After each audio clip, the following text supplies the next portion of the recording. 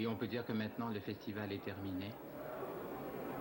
Oui, puisqu'elle était membre du jury cette année. Et c'est elle qui, tout à l'heure, va remettre les prix. C'est-à-dire va annoncer les résultats plus exactement, puisque les prix vont être remis par Michel Morgan et Edwige Feuillère. Voici la délégation brésilienne, au complet bien sûr.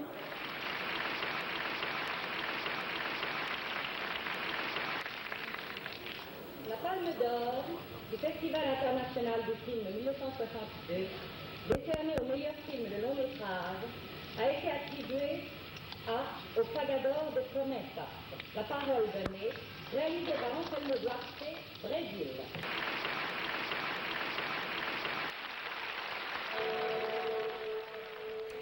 Essas cenas preciosas mostram dos maiores triunfos do cinema nacional.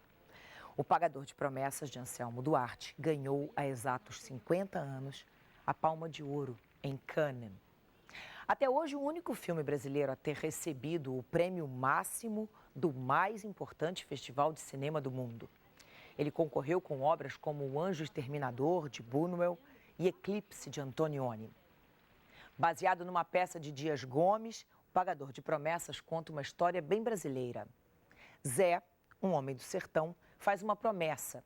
Ele tinha um burro que estava doente. Se o burro ficasse bom, ele carregaria uma cruz até a igreja de Santa Bárbara, em Salvador.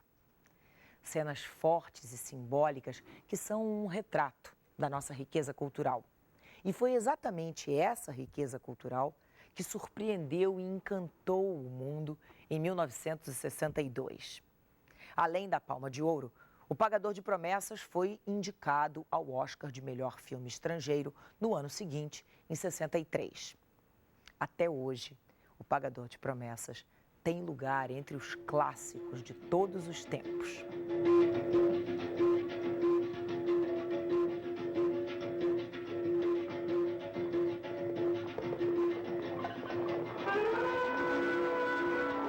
Esse filme, ele parece que teve um olhar mais interessante pelo estrangeiro. Ele venceu grandes cineastas. Então, o reconhecimento desse filme foi muito mais lá fora do que no próprio Brasil. E esse reconhecimento acabou dando aos atores também, muitos estavam iniciando, começando, uma certa projeção. A carreira deles foram diferentes depois do filme. Estavam em Cannes Oswaldo Massaini, Anselmo Duarte, Glória Menezes, Leonardo Vilar e Norma Bengel. Quer dizer, a delegação toda. E mais, eu creio que uns 30 ou 40 amigos brasileiros que acompanharam todo o festival numa grande torcida. Numa época em que o Brasil ganhava tudo. O Brasil era bicampeão mundial de futebol, era bicampeão mundial de basquete, era campeão mundial de boxe, era campeão mundial de tênis. Ou seja, o Brasil entrava para ganhar. E mais uma vez, um título inédito agora de campeão mundial de cinema.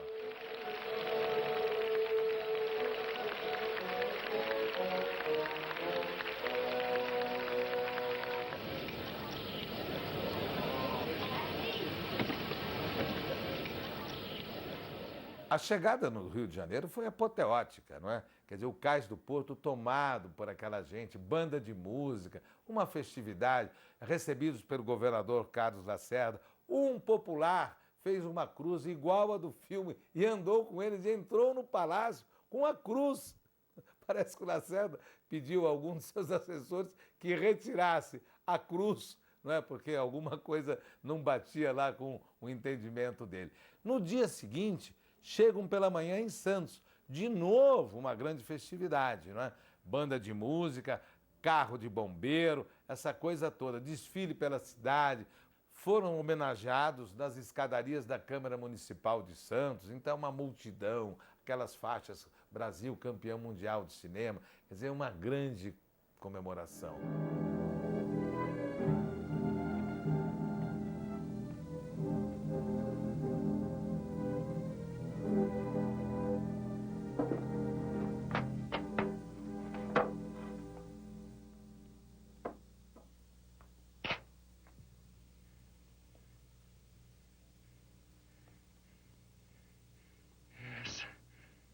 Só pode ser essa.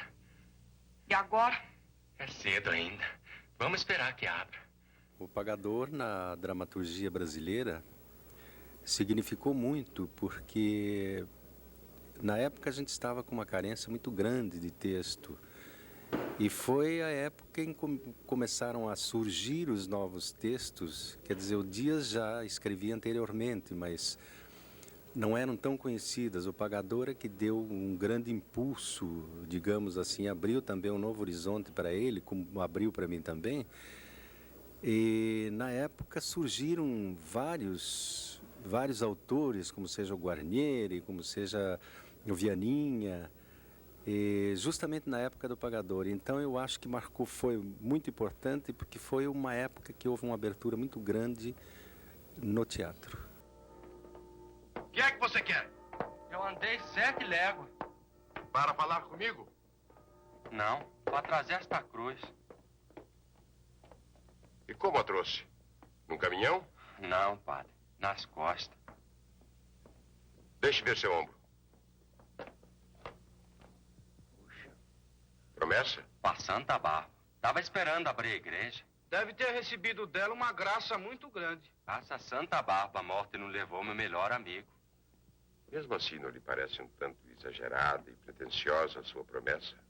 Nada disso, seu padre. Promessa é promessa. O Pagador foi o grande impulso da minha carreira. Eu já estava no teatro há 11 anos e nunca tinha feito cinema também. E eu estava fazendo a peça O Pagador de Promessas no teatro. E já tinha ganho o prêmio com ela e tudo, então isso já era o máximo.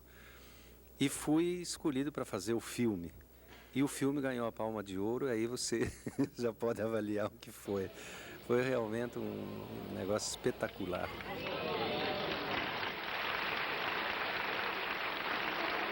O Festival de Cannes, no final dos anos 30, ele foi criado por um ministro, né, das Belas Artes francesas, que ele estava meio chateado da maneira que a Mostra de Veneza era levada, que já tinha alguns governos nazistas e fascistas na Europa. Então, o Festival de Cannes, criado na França, foi uma resposta a isso. O primeiro festival era para acontecer em 39. Só que em 39 aconteceu a Segunda Guerra Mundial. Então, o festival acabou não acontecendo, acabou acontecendo em 46. A Palma de Ouro de Cannes acabou sendo instituída em 55. Antes de dar um prêmio, era chamado o Grand Prix do júri, que era dado. Em 55, os organizadores criaram a famosa Palma de Ouro.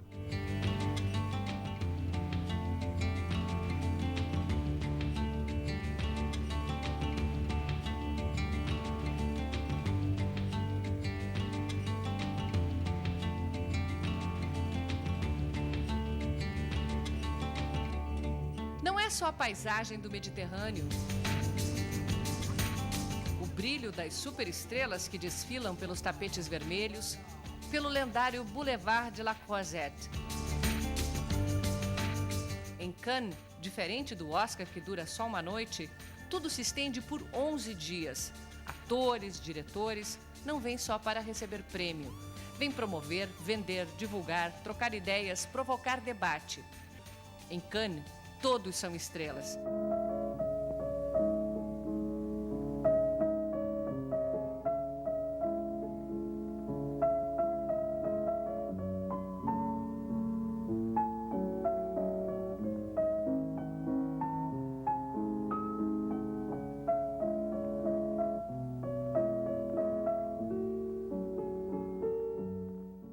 O cinema brasileiro teve, por muito tempo, um ciclo de filmes comédias, musicais, chamadas à época de chanchada, que eram a grande preferência do público brasileiro.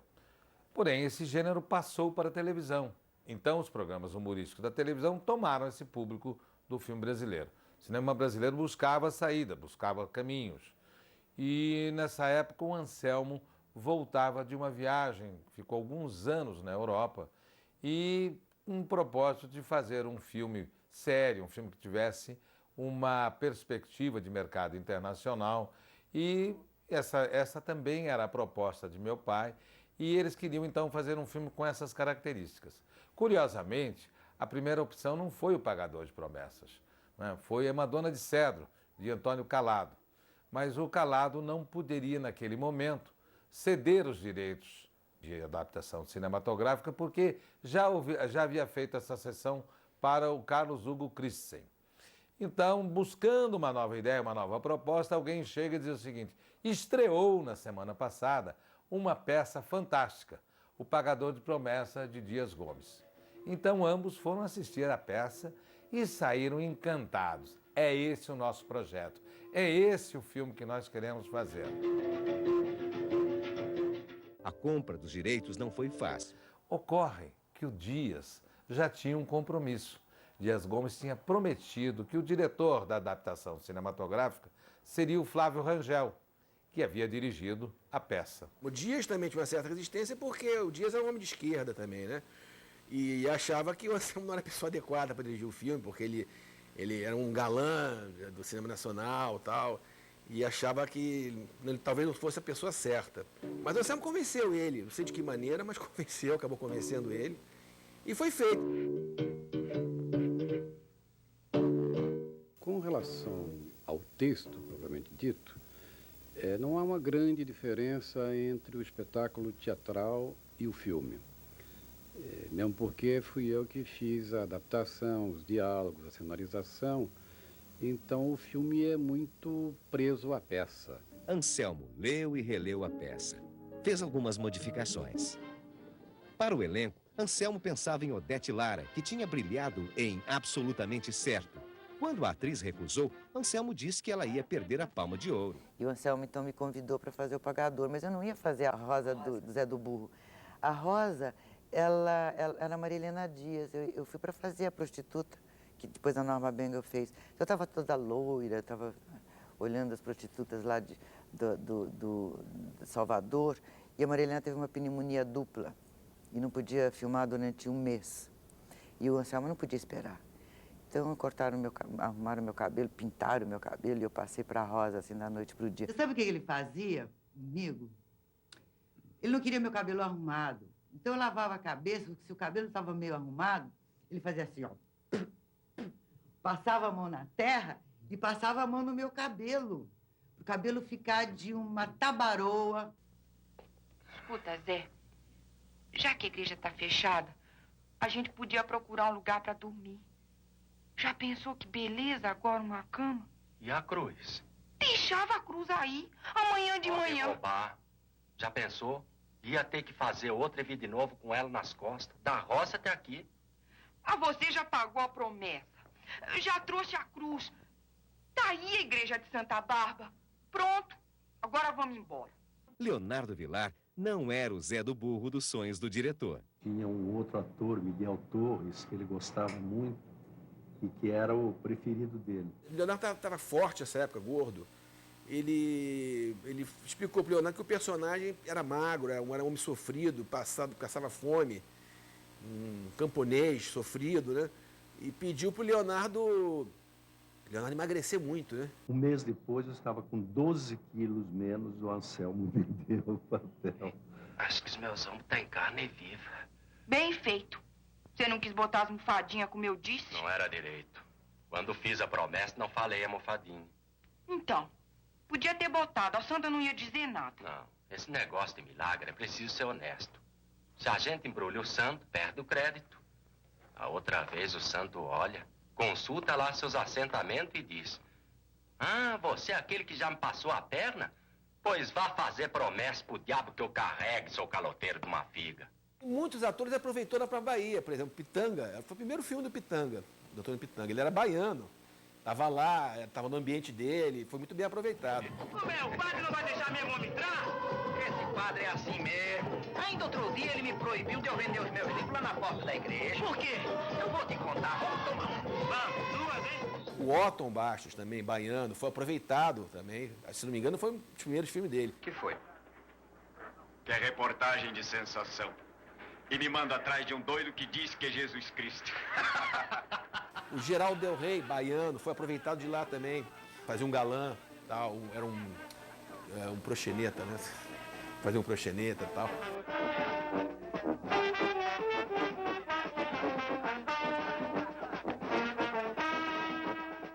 E muita gente ele pegou lá, grupos de capoeira, dançarinos, sambistas, figuração toda, baiana e tal.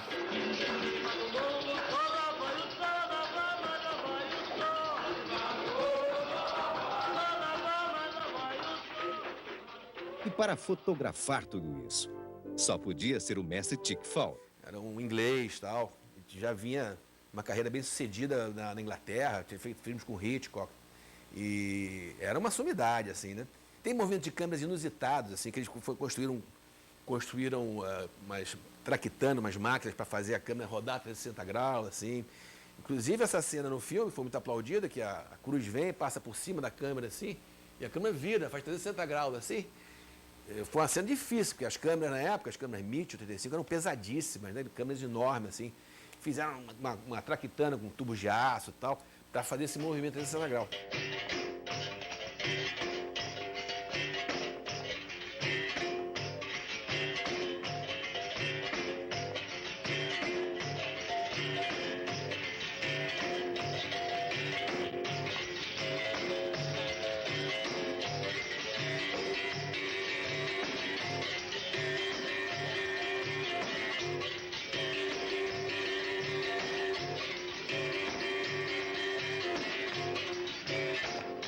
Dona Elza, mãe de santo que participou das filmagens, também deu uma mãozinha. Ele se apegou a essa mãe de santo, porque a mãe de santo ajudava muito a ele lá, né?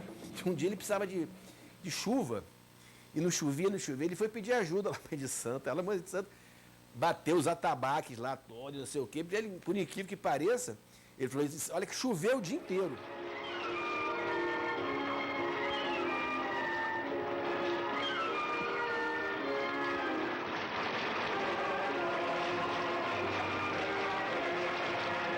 Aí quando ele foi viajar, quando ele foi lá para a Europa, ela falou assim, olha, eu estou vendo aqui que você vai andar pelos mares aí com esse filme, vai para lugar longe, você leva esse pozinho aqui. Quando você sentir que tem alguém olhando, querendo fazer mal ao teu filme, fazendo mal a você, você vai, pega esse pozinho e passa na pessoa. Tal de Ettore Manning, funcionário, né, da Unitalia, né? Ele dizia, ma ragazzo, io sono italiano, è filme deitado in Italia. E tinha o Pietro Germi com Divórcio Italiana, tinha Mondo Cane de Jacopetti, Eclipse de Antonioni. Ele disse, este ano nós temos a seleção italiana. Você já viu o filme do Buñuel? Isso são fluidos que vão atrapalhar meu filme. Eu comecei a lembrar de Dona Elza, porque a luta era grande, eu estava sozinho lá.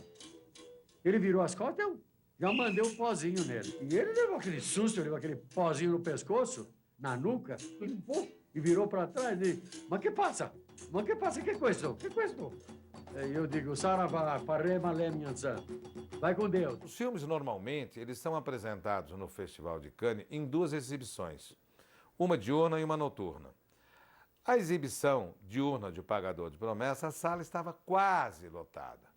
Porém, ao final da exibição, as pessoas saíram entusiasmadas, dizendo que o filme é fantástico, o filme é a grande surpresa do festival.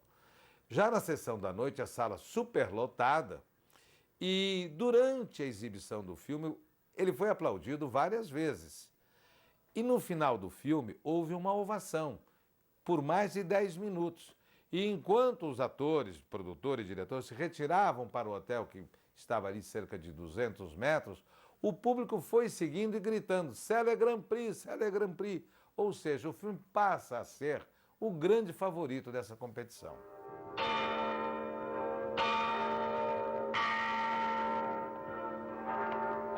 Virgem Santíssima.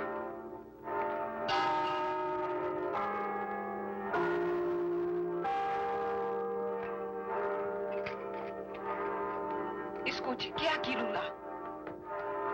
Não sei, talvez tenha desgarrado da procissão. Que procissão? De Santa Bárbara? A procissão de Santa Bárbara ainda não saiu. E já viu alguém carregar uma cruz em procissão? Nem na do Senhor morto.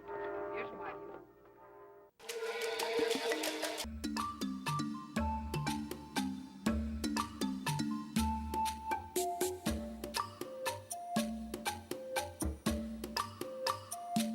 O Pagador de Promessas é o seu trabalho mais premiado, não é? É, sem dúvida. Como todo trabalho com muita carga de sucesso em cima, ele te deu aborrecimentos? Quer dizer, houve cobrança? Te atrapalhou a vida profissional, o Pagador, um pouco ou não? É, teve esse lado também, né? Porque no Brasil, você sabe, você tem um limite para o sucesso, né? Como é que é esse limite? Impõem um certo limite. Quando você faz sucesso, começa a ser elogiado e tal. Agora, se você passa daquele limite, aí começa uma opção de pessoas a fazer esse tipo de cobrança. Começa uma espécie de patrulha, não é? Em cima de você, não é? E tudo que você faz, em tudo que você faz, você tem que se superar, não é? Enfim, cria-se um clima de exigência superlativa, né? Que às vezes atrapalha, realmente. Venho aqui, a pedido do Monsenhor Arcebispo, a fim de dar uma prova de tolerância da Igreja para aqueles que se desviam dos cânones sagrados. Padre, eu sou católico. Não entendo muita coisa do que dizem, mas queria que o senhor entendesse que eu sou católico. Pois bem, vamos lhe dar uma oportunidade. Se é católico, renegue todos os atos praticados por inspiração do diabo e volte ao seio da Santa Madre Igreja. Como, padre? Abjure a promessa que fez. Reconheça que foi feita ao demônio. Atire fora esta cruz e venha sozinho pedir perdão a Deus. O senhor acha mesmo que eu devia fazer isso? É a sua única maneira de salvar-se. A Igreja Católica concede a nós, sacerdotes, o direito de trocar uma promessa por outra. Zé, talvez fosse melhor. Rosa, se eu fizer isso, estou faltando com a minha promessa. Seja Iansã, seja Santa Bárbara, estou faltando. E o texto que era a grande força do filme. E o Anselmo soube valorizar isso. Eu acho que a grande sacada do cinema nacional nessa época era isso. Era você dar uma ênfase ao texto. Essa parte de movimentação, de fazer elipse, essas coisas mais vão vir depois. Mas na época, no sistema que era uma narrativa mais clássica, eu acho que o Anselmo soube se aproveitar essa narrativa clássica e fazer um grande filme. Padre, andei 7 léguas para vir até aqui. Deus é testemunha. Ainda não comi hoje, não vou comer até que abra a porta. 1 dia, 2, 1 mês. Vou morrer de fome na porta da sua igreja. É preciso que me ouça, padre. O que pretende com essa gritaria? Desrespeitar esta casa que é a casa de Deus? Não, padre. Só lembrar que ainda estou aqui com a minha cruz. Estou vendo. E essa insistência na heresia mostra o quanto está afastado da igreja. Tá bem, padre, mas se for assim, Deus vai me castigar e o senhor não tem culpa. O Pagador de Promessas é mais reverenciado lá fora do que aqui no Brasil. Aqui no Brasil ele é quase que um filme esquecido. Isso é muito chato. Eu já tive a oportunidade de estar nesses festivais de Berlim, de Cannes, e conversar com outras pessoas, outros jornalistas que cobrem esses festivais, que participam da cobertura de festivais internacionais, e até hoje o filme do Anselmo é comentado, inclusive por jornalistas mais jovens, jornalistas de 25, 28, 30 anos, que estão agora desabrochando e começando a cobrir esses festivais. Eles comentam sobre o Pagador de Promessas. E é um filme que é quase que esquecido no Brasil. Eu acho que o Pagador de Promessas deveria ser filme obrigatório em toda a faculdade de cinema aqui no Brasil. Isso é que eu acho importante. Porque nunca mais... Qual foi outro filme brasileiro que se botou em cima de um carro de bombeiro, os atores, e andando pela cidade, e o povo aplaudindo nas calçadas? Não houve mais isso.